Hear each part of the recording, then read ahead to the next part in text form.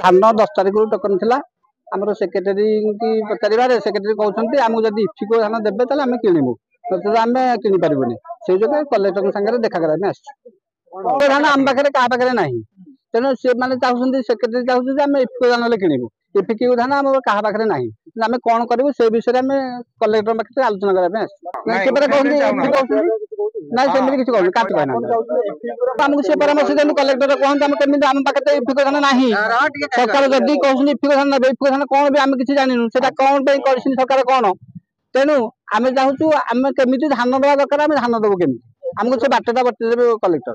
आम जानू आम कहू कौन से जो मेसीन पकड़े सेक्रेटरी आम इफिको धान बाहर से कहते Jagannath Nayak Jagannath Nayak ex sarpanch Bamsiapada society director present director आमर धान जब उठा कथा से समय पलैला कि धान उठा जाऊनी सोसाइटी सेक्रेटरी पचारे सेक्रेटरी कहते आमको निर्देश होती एफएक्यू धान नापी आम कहबार गुहारी करा कथा विगत वर्ष भी एफएक्यू धान थिला धान किंतु सुचारू रूपे उठी पारुला ए वर्ष कौन होती कहीं धान उठुनी जिद्दी धरिकी बसुँच एफएक्यू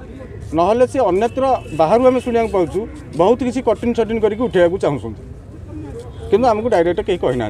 सेक्रेटरी कहनी कि मिलर भी कहनी आमर दाबी है आम कलेक्टर सहित आलोचना करने चाहूँ आमको एफएक्यू मान तो ना आम पाखे आम धान केमी उठ कौन कौन व्यवस्था करके आम धान को उठे दिया ना चाषी को हताश आम बहुत हैरान होचु गाँ भई समस्ते सब चाषी आस माने टैक्स जो प्रतिनिधि माने अच्छी एआरसीएस जीआरसीएस सीएसओ मिलर मानक प्रतिनिधि को लेकिन मीटिंग ऑलरेडी कर सारी स्ट्रिक्ट निर्देश दिया जाए आमर जो सरकार गाइडलाइन रखुची एफएक्यू मान किसी भी कटनी चटनी जहाँ करेंगे ना जेहेतु अनसीजनल रेंज जो चाषी मान मॉइस्चर कंटेंट सब बढ़ी भी आम पाखे माने ग्रेन क्लीनर वगैरह ये सब विभिन्न इक्विपमेंट रोचे कौ चाषी मान दरकार पड़े प्रोवाइड कराइबे मॉइस्चर मीटर एनालाइजर अच्छी और ठीक से एनालिसिस करेंगे डेफिनेटली मु तो माने वार्निंग समस्त को देछि कौन सी प्रकार माने जो सरकार गाइडलाइन अच्छी ताकू छाड़ी के माने काम करेंगे नहीं सबु जगह पैडी प्रोक्योरमेंट भी आरंभ करने ऑल डेज मंडी ओपन यार ऑर्डर कर शीघ्र सब जगह होगा।